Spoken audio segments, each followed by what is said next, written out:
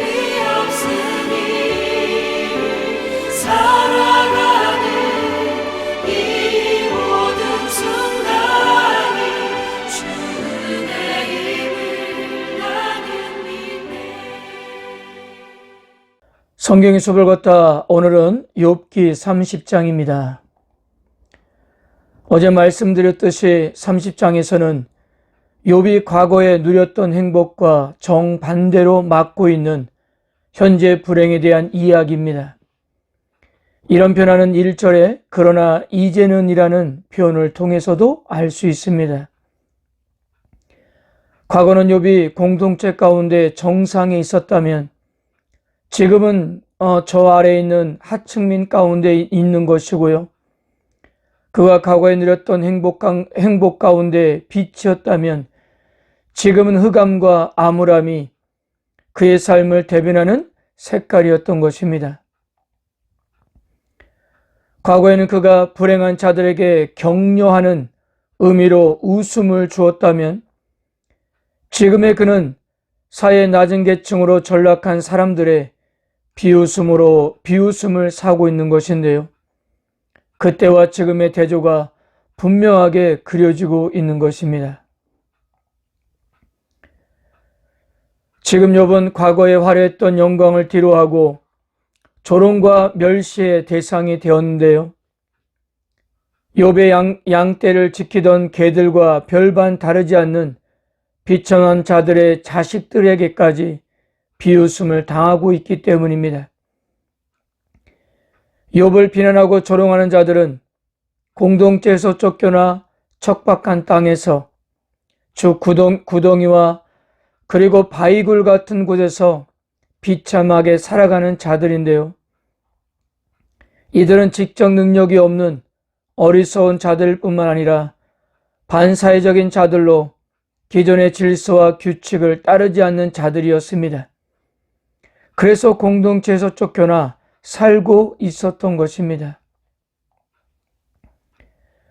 그런데 이렇게 어리석고 반사회적 범죄자로 간주되었던 이들에게도 욥은 조롱을 당하고 침뱉음을 당하고 있었는데요. 그만큼 욥이 처한 상황은 비참하고 고통스러웠던 것입니다.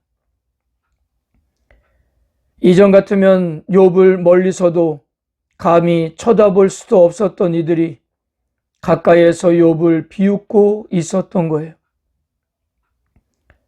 욥의 지혜는 더 이상 떨어질 데가 없는 밑바닥까지 떨어진 상태였습니다.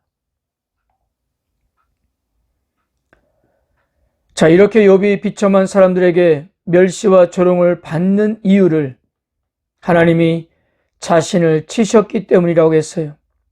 11절입니다. 이는 하나님이 내 활 시위를 늘어지게 하시고 나를 공고하게 하심으로 무리가 내 앞에서 굴레를 벗었음이니라. 활 시위를 늘어뜨리면 군인은 싸울 수가 없습니다. 활 시위가 탄탄해야 활을 쏠 수가 있기 때문이에요. 즉 하나님은 욥을 무장해제 시키셔서 그래서 더 이상 방어할 수도 공격할 수도 없을 정도로 무기력한 상태가 된 것입니다.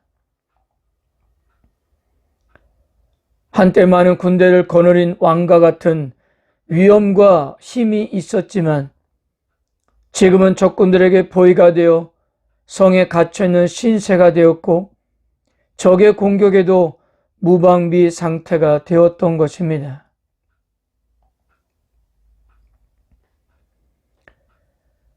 행복했던 시절은 다 지나가고 지금 욥이 경험하는 현실은 개인적 몰락과 사회적 추락이었어요. 하나님이 힘센 씨름 선수처럼 욥을 제압하시고 번쩍 들어 진흙탕에 던져버리셨기 때문에 티끌이나 재같이 비참한 처지가 되었습니다.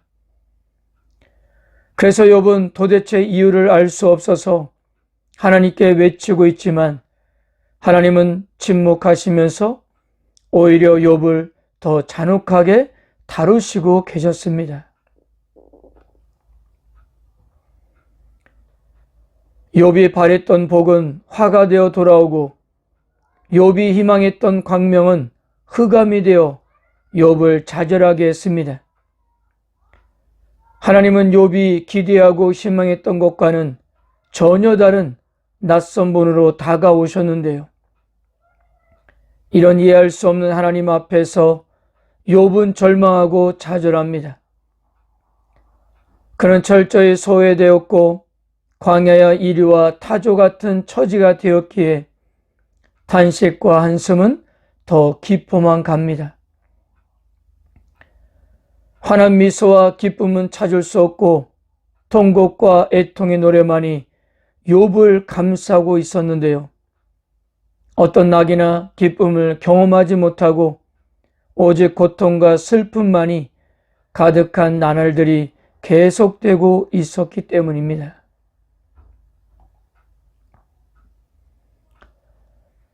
사랑하는 성도 여러분, 과거의 욥은 모든 주변 사람들로부터 존경을 받았으며 높은 권위를 지닌 자였습니다. 욥이 나타나면 소년들은 그 위험에 눌려 골목으로 숨었고 노인들은 앉은 채 욥을 쳐다보지 못하고 자리에서 일어나 경의를 표했습니다. 그것은 욥이 단순히 재산가였기 때문이 아니라 그의 인품 때문이었습니다. 진정으로 존경을 받는 것이 어떻게 물질의 힘으로 될 수가 있을까요? 그러나 그것은 넉넉할 때의 이야기였어요. 재물이 달아나고 알몸만 남아 앙상한 뼈를 드러낸 지금 세상 사람들은 그에게 등을 돌리고 변변한 구실을 못하는 이들까지 욥을 능멸하고 조롱하고 있었던 거예요. 그래서 욥은 참담했습니다. 모든 살림이 날아간 것도 괴로운데 세상 사람들의 멸시와 조롱 때문에 마음의 안정을 찾을 수가 없었기 때문이었어요. 욥의 인품이 어디로 달아난 것도 아닙니다. 욥이 갑자기 교만해진 것도 아니에요. 변화가 있다면 모든 것이 망하고 빈털터리가 되었을 뿐입니다. 즉, 힘을 잃었을 뿐이에요. 그 변화를 두고 세상 인심이 하루아침에 달라진 것입니다. 사람들은 하나님의 존재를 눈에 보이는 모습으로 보고 싶어하고 그런 그들에게 과거의 욥은 하나님의 존재의 증거가 되어 주었습니다. 그렇게 욥은 복의 근거가 되었던 거예요. 그러나 그런 논리는 욥에게서 재물이 떨어져 나가자 욥을 저주하는 논리로 그대로 옮겨갔습니다. 철저하게 망한 욥은 저주의 징표가 되었고 부정한 존재가 되었습니다. 말하자면 재수 없는 존재가 되었던 거예요.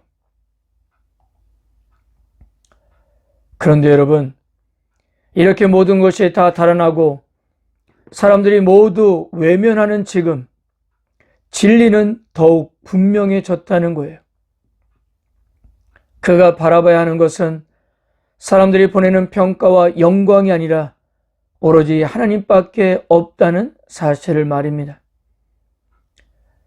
그래서 그가 부르짖을 분은 하나님밖에 없었고 더욱 절박하게 하나님께 매달렸던 것입니다.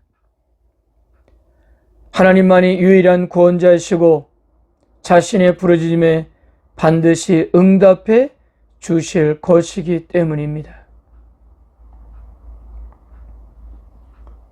성도 여러분, 현재 우리가 처한 현실과 눈에 보이는 상황이 부조리해 보여도 결국 하나님의 통치로 모든 것이 합력하여 선을 이룰 것을 믿으시길 바랍니다.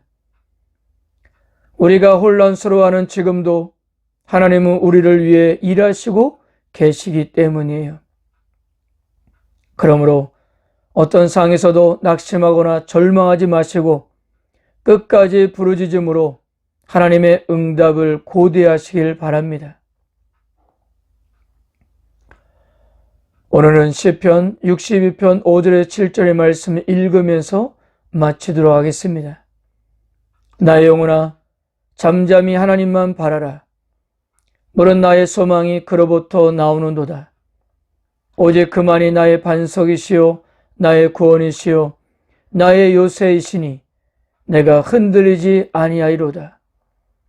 나의 구원과 영광이 하나님께 있으며 내 힘의 반석과 피난처도 하나님께 있도다. 아멘.